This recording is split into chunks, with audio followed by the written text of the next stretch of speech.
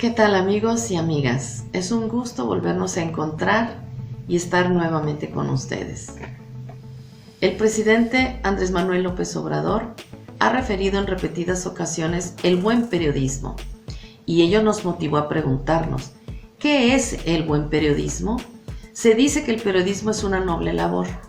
Un periodista es el portador de las actividades de un país por todos y cada uno de sus actores, la correlación entre ellos y que en su conjunto forman la dinámica del desarrollo, progreso y crecimiento de una nación y la interrelación entre sus habitantes. Un buen periodista es quien da la noticia, aquel que lleva los datos, pero también los sentires de una sociedad en movimiento. Para lograr eficaz y eficientemente tan titánica labor, el país se debe visualizar en sus diferentes sectores, tales como la economía, la política, la interrelación humana y la relación de dicho país con el resto del mundo. Decíamos que el periodismo es una noble labor, siempre y cuando se ejerza con ética y alta moral. ¿Todos los periodistas que ejercen esta noble labor lo son? Por supuesto que no. Es por ello que en este espacio hemos puesto a su alcance algunos ejemplos de aquellos hombres y mujeres que han colocado la ética y la lealtad hacia la verdad por encima de sus propios intereses y más aún de la vida misma. Les presentamos pues nuestra primera entrega de una serie de periodistas que han sacrificado no solo el dinero, sino hasta su propia seguridad y la de su familia con tal de ejercer el periodismo ético y veraz, es decir, el buen periodismo. Si te gusta lo que ves, nuestros videos, y decides seguirnos, pues te solicitamos que te suscribas y que actives la campanita para que te lleguen las notificaciones de todo el material que nosotros estemos subiendo. Y te lo agradecemos. Bueno, comenzamos.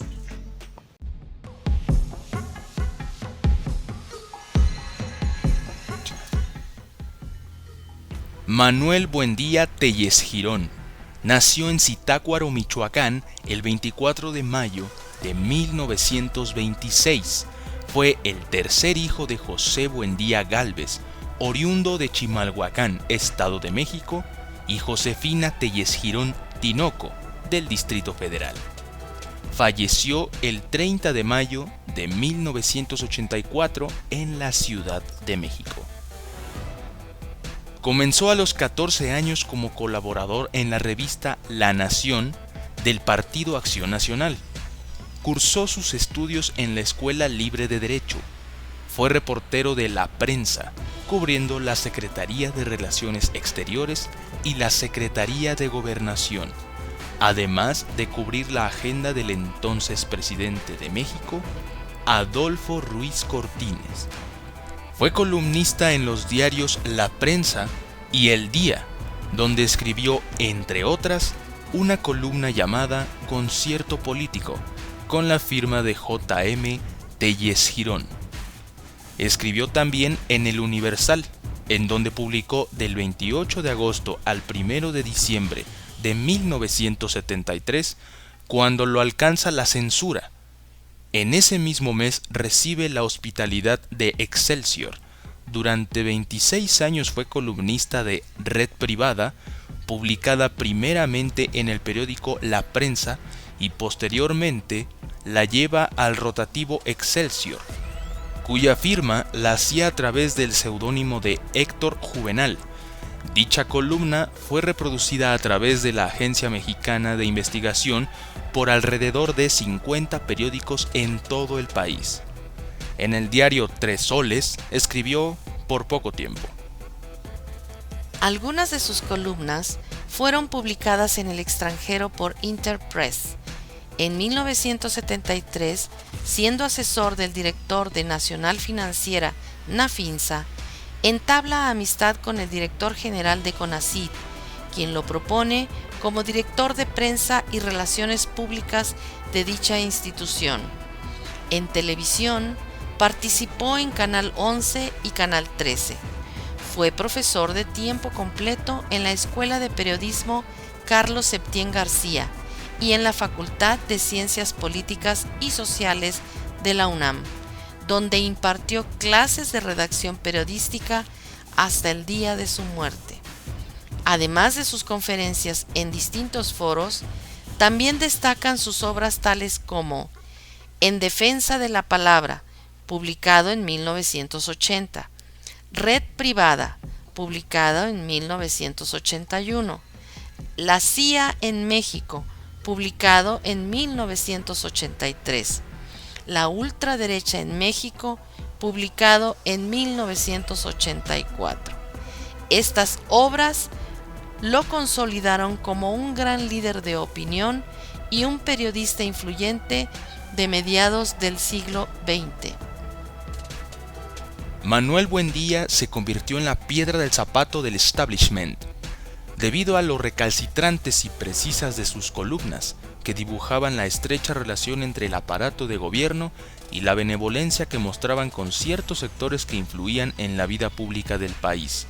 Como dice Iván Restrepo en la jornada del 30 de mayo de 2019, sus investigaciones sobre la ultraderecha con sede en Jalisco, la presencia de la Agencia Central de Inteligencia de Estados Unidos, CIA, en México, sobre la influencia nefasta de los dirigentes de la Iglesia Católica y el Opus Dei en la vida del país o los funcionarios enriquecidos al amparo de sus cargos. Además, señalaba el enriquecimiento de políticos vinculados a algunas empresas, matrimonios entre narcotraficantes y funcionarios públicos, la pésima política exterior y el peligro que conllevaba en ese entonces ser un verdadero periodista, un investigador de fondo. La autoría intelectual del homicidio de Manuel Buendía corre a cargo del comandante José Antonio Zorrilla Pérez, titular de la Dirección Federal de Seguridad, cuyo jefe directo era Manuel Bartlett Díaz, secretario de Gobernación durante el sexenio de Miguel de la Madrid Hurtado, el comandante Juventino Prado Hurtado, segundo de a bordo de Zorrilla, fue el encargado de la logística para llevar a cabo el crimen del periodista.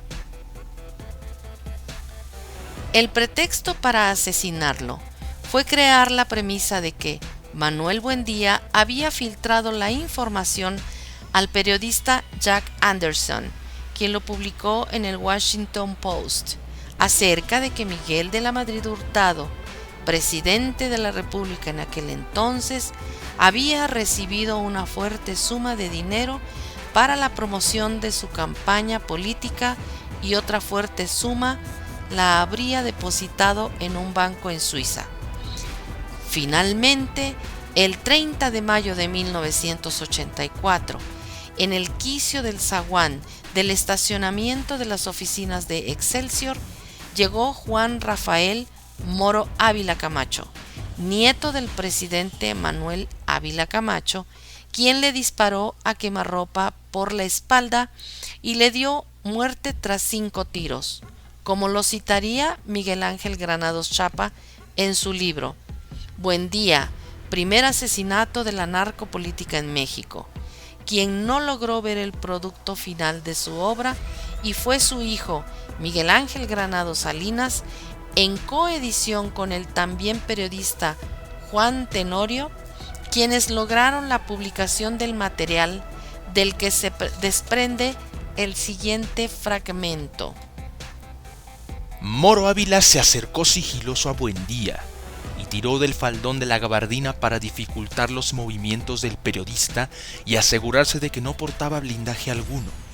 Empuñaba una pistola poderosa, una Browning de 9 milímetros con la que disparó hasta 5 veces, por instinto defensivo, como si pretendiera usar su propia arma, y por el efecto físico de los disparos, Buendía giró hacia la derecha, por lo que los balazos tuvieron trayectorias diferentes. Lo ultimó uno tan certero como el resto, que le perforó el pulmón. Buendía se desplomó.